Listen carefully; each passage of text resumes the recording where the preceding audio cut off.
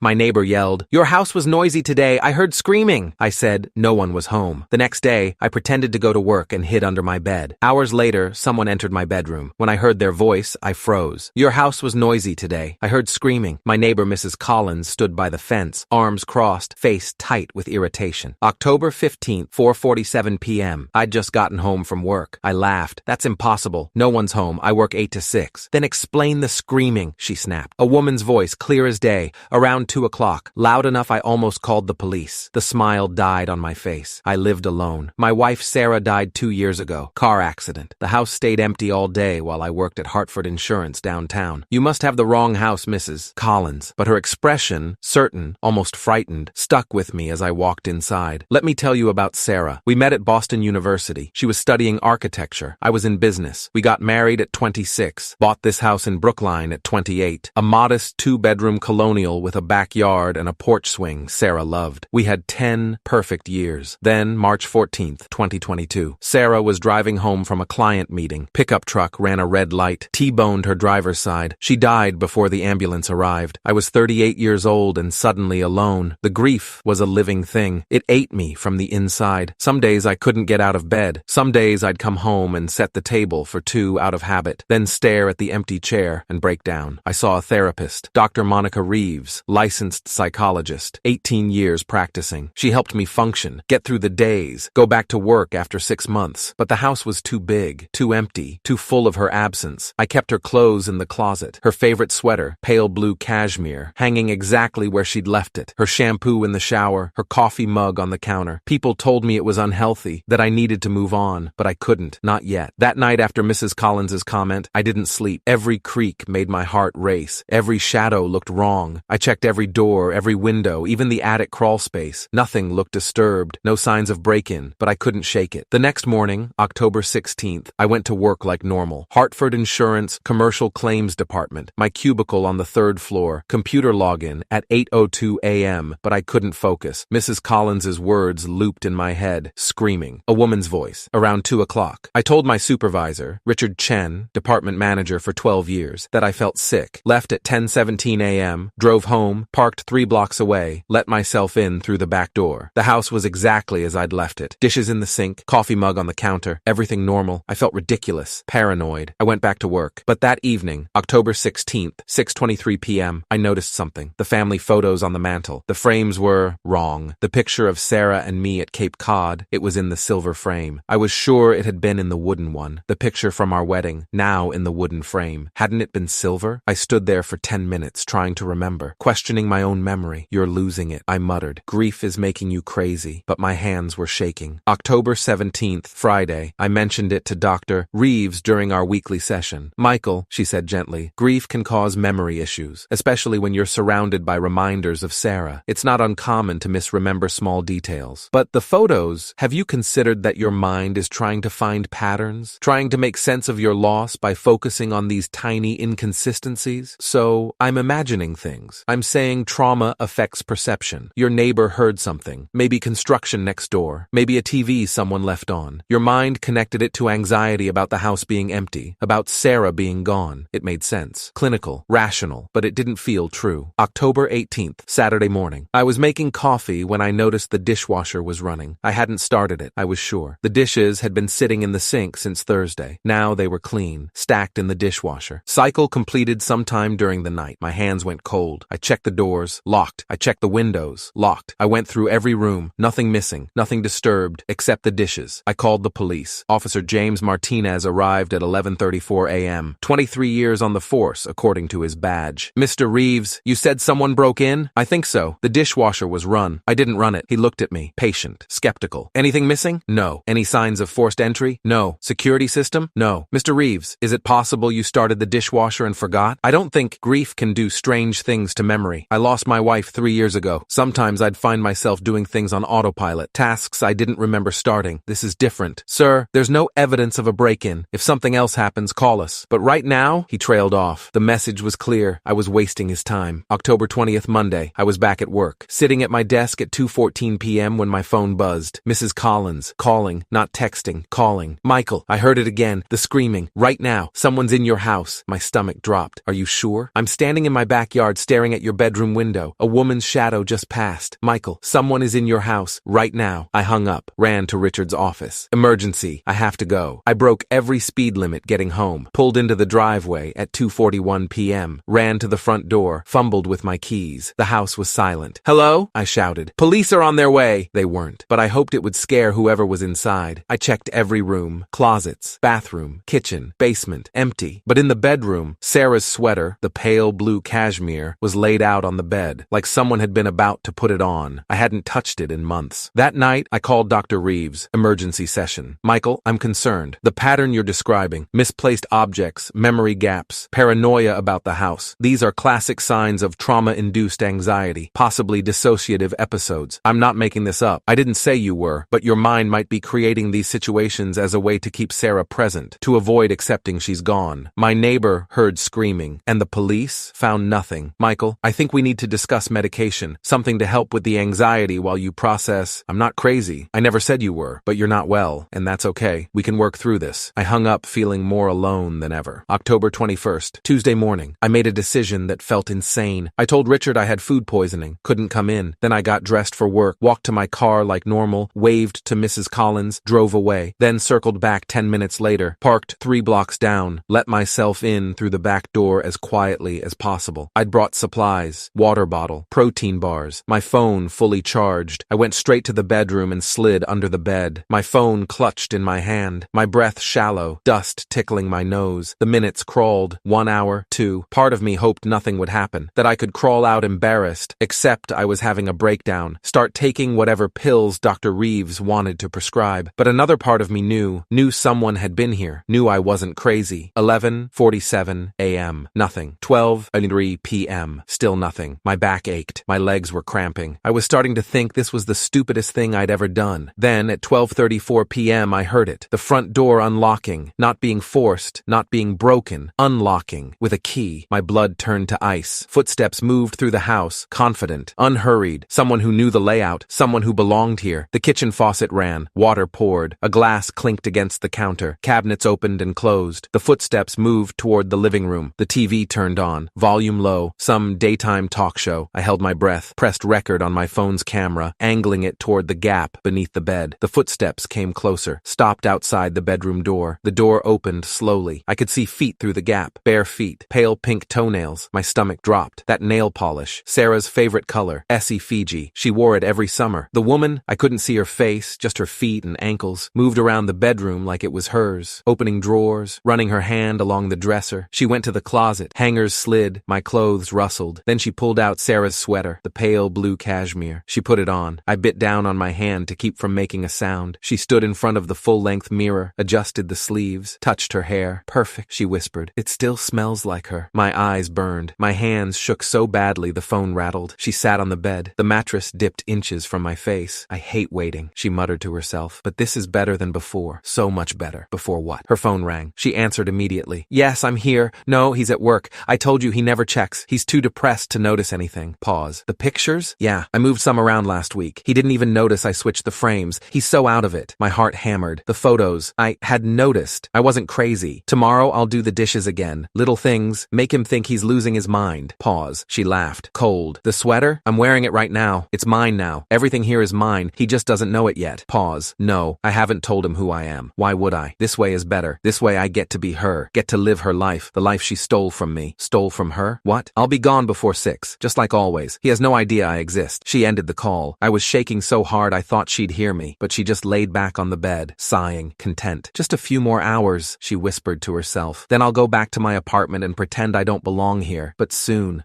he'll know. Soon he'll understand. I had to get out. Had to call the police. Then I remembered. Mrs. Collins. I'd texted her before hiding. If I don't respond by 2 p.m., call the police. Tell them someone's in my house. I checked my phone. 1:47 p.m. 13 minutes. The woman stood, walked to the window, looked out at the street. So quiet, she said. So peaceful. This could all be mine. Should have been mine. 1:52 p.m. I used to watch her, she continued, talking to herself. Watch them. So happy. So perfect. She didn't deserve him. Didn't deserve this house. This life. 1:56 p.m. The accident was supposed to set me free. Supposed to give me a chance. But he won't even see me. Won't even look. 2 p.m. Sirens. Distant, but getting closer. Her head snapped up. What? She rushed to the window. Blue and red lights flashed down the street. No.